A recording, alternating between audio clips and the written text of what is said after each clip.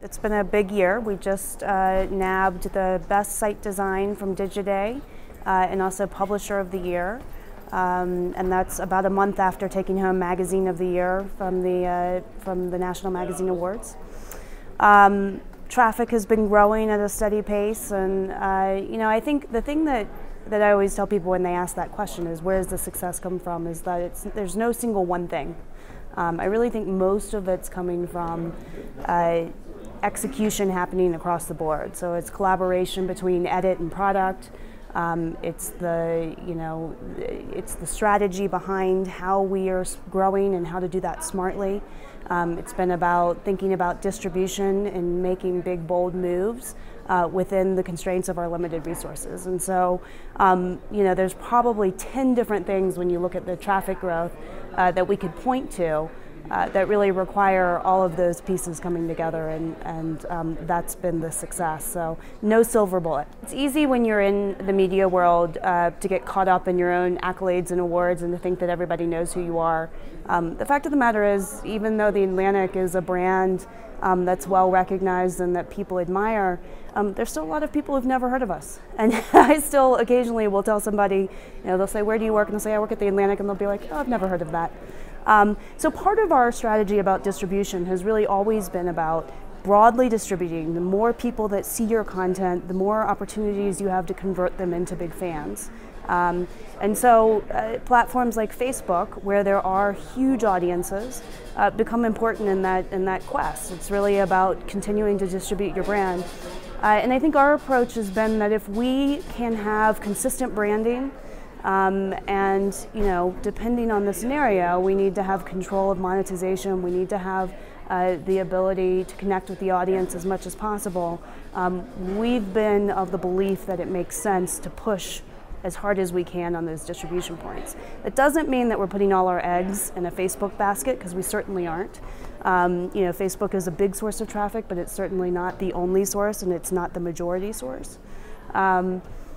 It's not about putting all the bets on one platform. It's more about going where the audience is and then using those opportunities to try and convert them back to Atlantic fans. To date, our subscription model is really just still about a print subscription.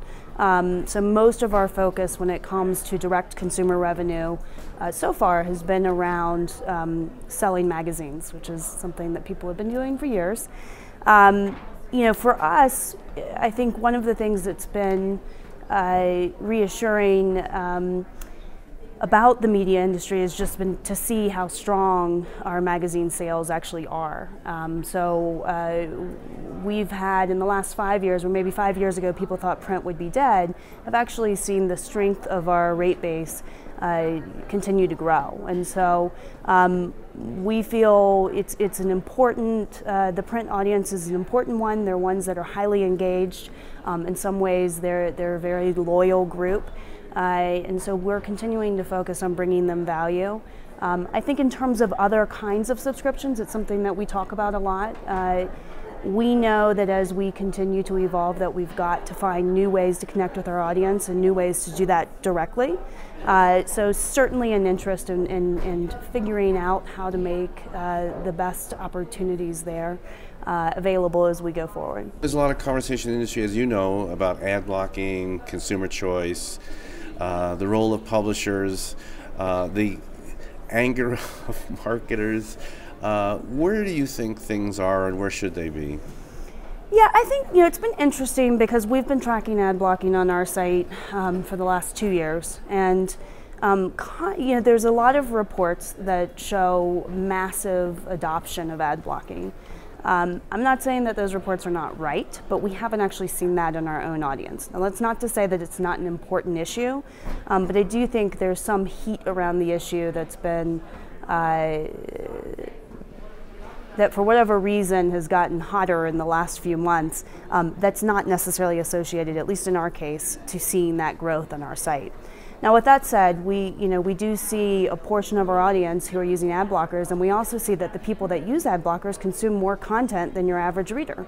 So we know that these are people who actually actively want to engage with the Atlantic. There's multiple contributing factors to ad blocking. Everything from the user experience first and foremost, and I think people have cite three major reasons for employing ad blockers. One is the user experience. The second would be privacy concerns, and the third would be security or malware concerns.